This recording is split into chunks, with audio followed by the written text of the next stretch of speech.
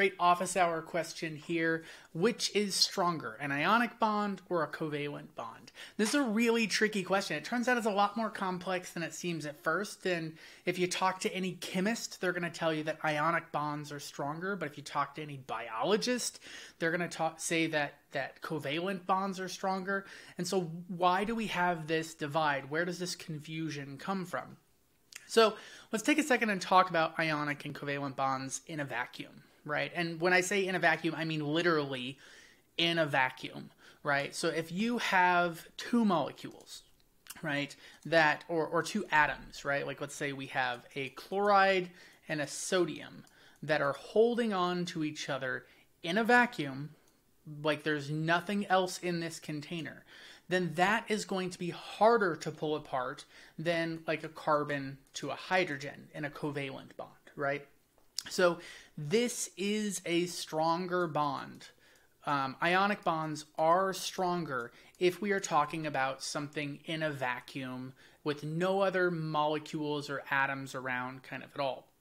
But, and so that's why like chemists say ionic bonds are stronger, because technically they are, right? Ionic bonds hold together tighter and more powerfully than covalent bonds.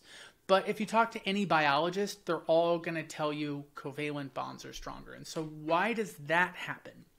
Well, it turns out that most things in biology don't happen in vacuums, right? Vacuums are not super common.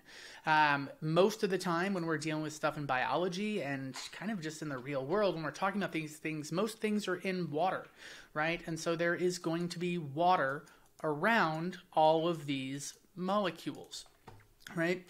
And so what happens here is the chloride and sodium, they're kind of happy to break apart, right? Because water is a polar molecule. And so we have, a partial positive on the hydrogen side and a partial negative on that side.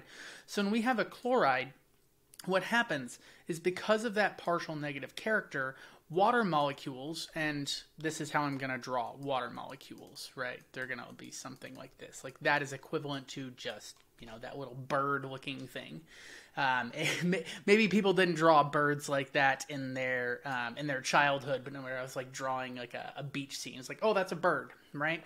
So I always think of those as that's what a bird is going to look like.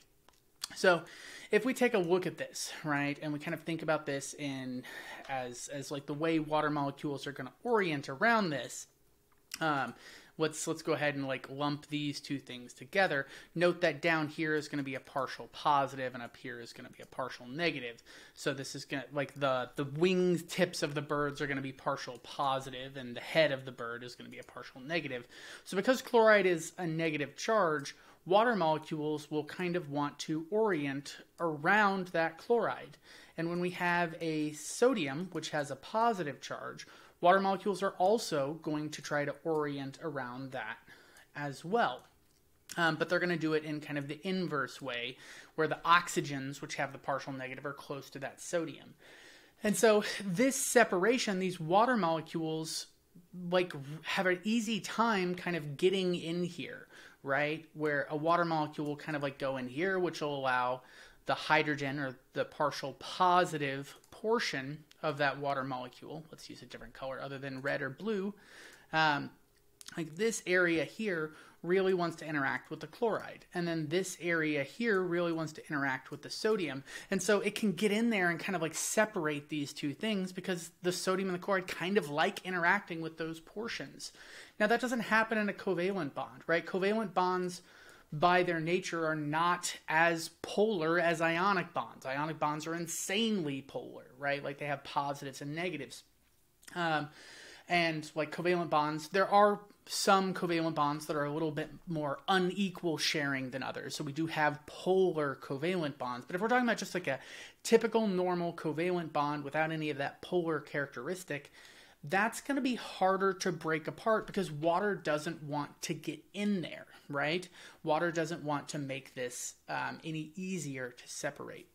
So you can kind of think about this in terms of energetics, right? So if we're dealing with an ionic bond, right? It's like, let's say sodium and chloride. So this is going to be ionic. In a vacuum, right, that's going to be very hard to get this reaction to go forward. So to break that bond is going to be very difficult to do, right? Versus a covalent bond, right? So this will be covalent bond.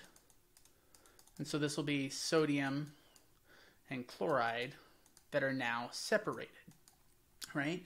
So a covalent bond, if we have something like carbon, hydrogen, like breaking that bond is also going to be kind of hard, but it's not going to be as hard as it is in the ionic bond, right? So this will be like carbon and hydrogen, right?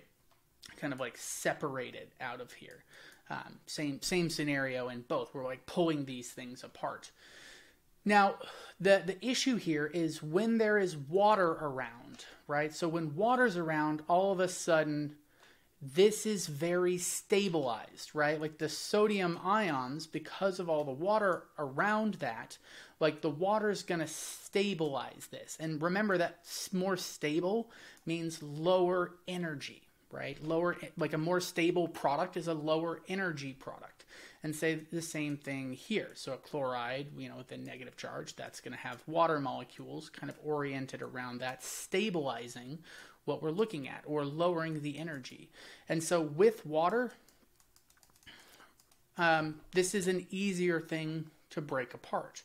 And so like comparing the two, which one's harder to break apart?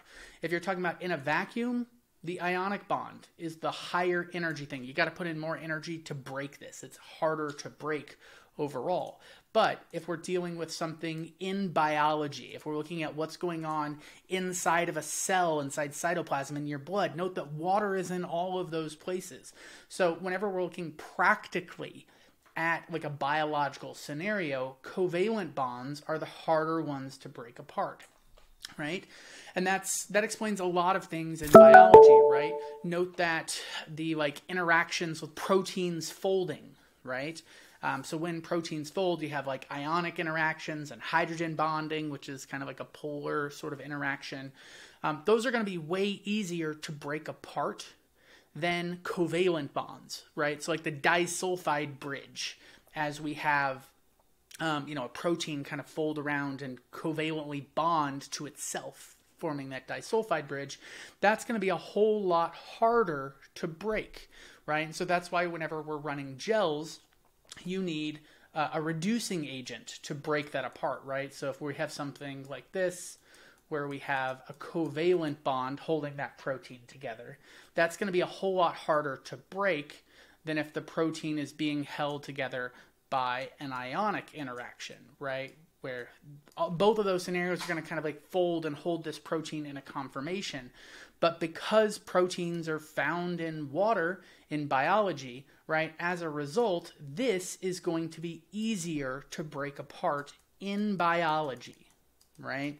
And this is going to be much harder to break in biology. And so that's why whenever we try to break proteins down, you have to add specifically reducing agents in order to break those disulfide bridges versus breaking these ionic interactions. You can do that by changing the pH or changing the temperature or just adding a bunch of salt or like detergent. Like there's a lot of ways to kind of break apart those ionic interactions because in biology, where we have water, that is an easier reaction to break apart. So, takes us back to the original question, which is stronger, ionic or covalent? Technically, ionic bonds are stronger than covalent bonds. But in a practical way, looking at what happens in biology, covalent bonds are generally harder to break. So a lot of times biologists will say that covalent bonds are stronger because they're harder to break in normal scenarios. But if you're dealing with like a technical chemical definition, ionic bonds are stronger than covalent bonds.